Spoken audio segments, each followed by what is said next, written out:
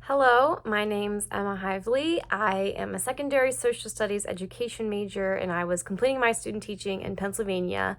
Overall, I would say the most helpful part of this course for me was the EdTPA milestones course on Canvas, especially the student samples for all three tasks. I referenced those countless times as models when I was writing my own commentaries.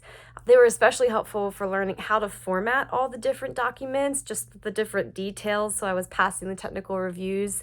I also found the understanding the rubric levels assignment to be really helpful because it exposed me to the rubric progressions and breaking down here's what you need to do to earn a 4, here's what you need to do to earn a 5. So I would have felt a lot more lost and on my own without those resources.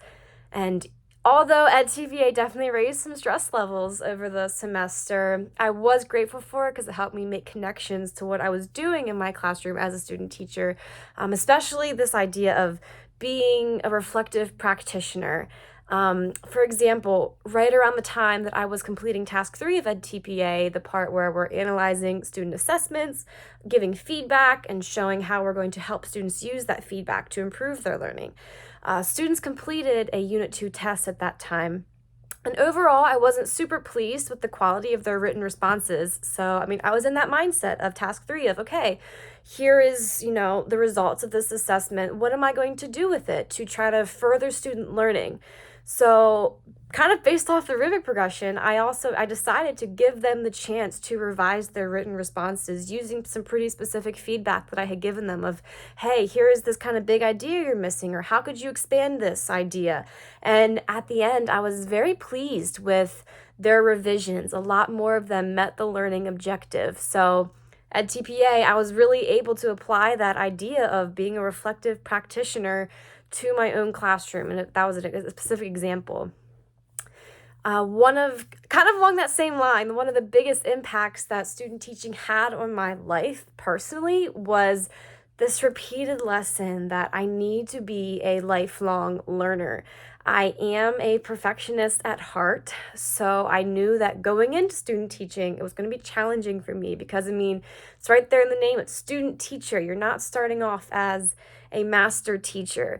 So student teaching grew me, learning how to be okay with making mistakes and learning from them and growing from them, working every day to be better, to improve at something. Because let's face it, you're not always going to know how to craft the perfect assignment or perfect assessment.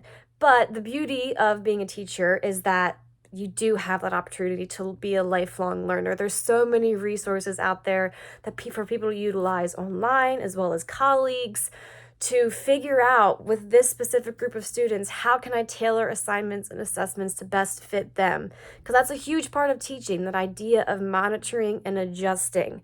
I think if any teacher is not necessarily humble enough to recognize that they can always learn to do something better, they can always try to better meet the needs of their students, I think that does a disservice to students because what works with one group of students may completely flop with another. And I saw that happening in my classroom many times, and it was a challenge you had to rise to every day to figure out how are you going to kind of adapt on the spot to try to tailor this lesson to meet the needs of the students I have in front of me. So that was something I also kind of enjoyed about teaching, is that every period is different. It's not a monotonous profession at all. Overall, I do feel prepared to lead my own classroom.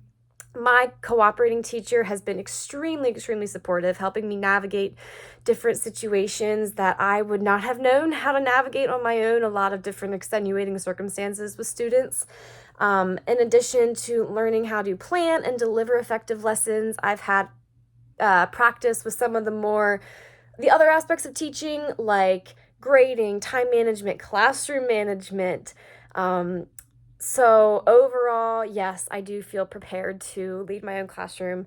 I'm excited to substitute teach in the spring as I search for a job position that I feel is right for me. And although there's still a lot of learning to do, I am grateful for student teaching for getting me off on the right foot.